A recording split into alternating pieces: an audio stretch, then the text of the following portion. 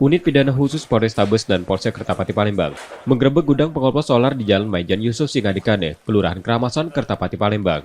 Dari penggerebekan itu, polisi menemukan solar murni dan minyak mentah seberat 2,8 ton.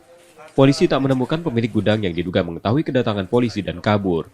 Minyak diduga sengaja ditimbun dan akan dioplos menggunakan bleaching, lalu dijual ke perusahaan dengan harga sedikit murah dari harga solar murni. Polisi menduga minyak mentah yang ada di dalam gudang berasal dari aktivitas ilegal drilling dari sumur Musi Banyuasin. Sementara solar murni diduga didapat dari SPBU dalam jumlah besar. Bang, ini kan untuk industri, apa pelaku industrinya memesan memang bang ini bang. Terus ada langkah hukum lah untuk yang industri itu bang? Bisa kemungkinan, yang namanya orang berdagang itu membutuhkan semacam harga yang lebih murah.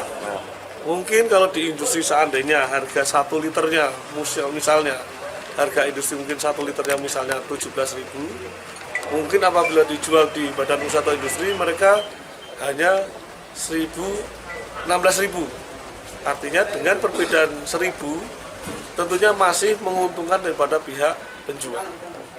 Inilah yang menjadikan modus, jadi bisa kemungkinan orderan daripada industri, atau mungkin memang pelaku ini dengan pekerjaannya akan mencoba mencari pasar di mana bisa lebih menguntungkan.